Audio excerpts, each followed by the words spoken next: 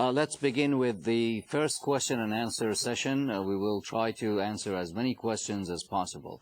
Therefore, we ask that only one question be asked per phone call and that these questions be as brief as possible.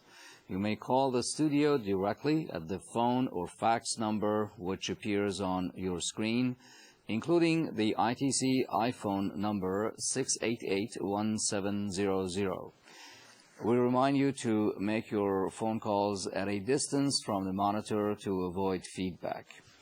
Our first question comes from Panama. It's faxed to us, so I will read it.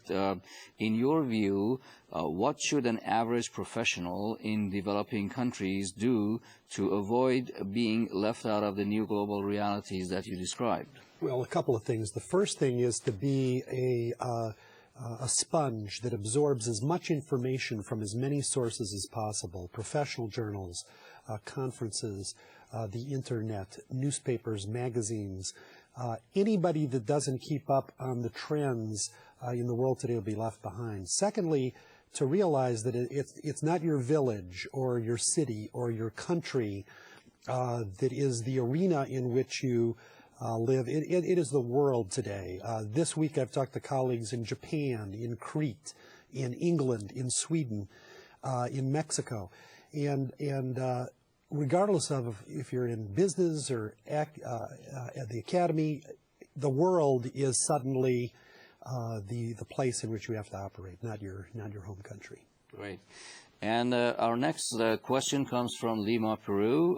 Again, a fax question to us. I will read it. Retraining and recertification of skills is now urgent in all fields.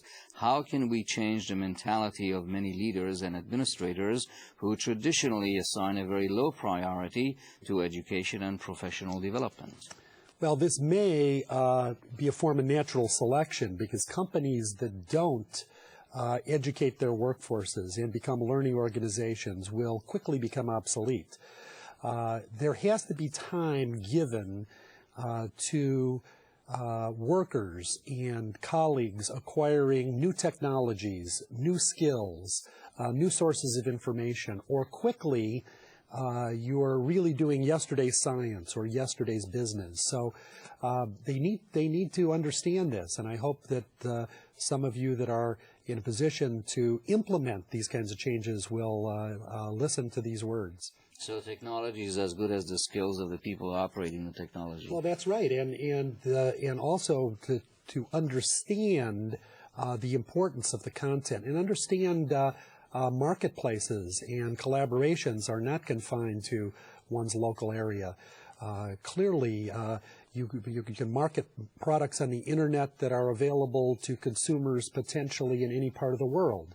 If you're a medical researcher, you have access now to research going on in dozens of countries. Great.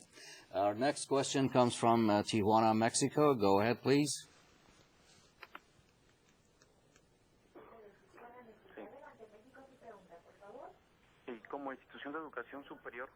A university, what aspects should we consider in order to quickly adapt to this new context of the social economical world?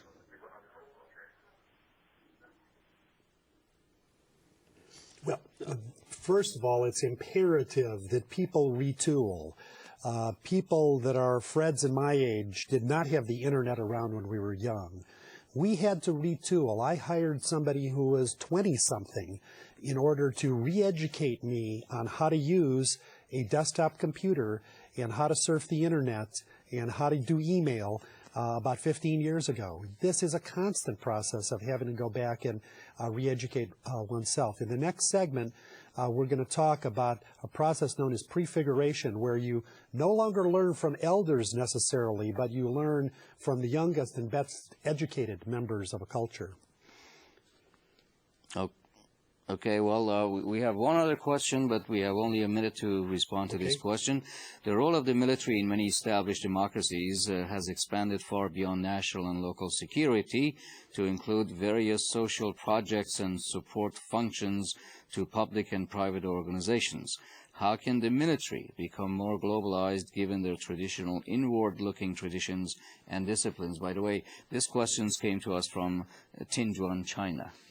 Well, clearly, there's a pressing need for international collaboration in peacekeeping and military operations. Conflicts around the world by any country should be the last order of business. And the global community we're talking about needs to come together in the United Nations or in other multinational arrangements to increase regional security and collaborate in unprecedented ways to assure world peace. Thank you for your questions and thank you for the responses. Let's now move to the second module of our program.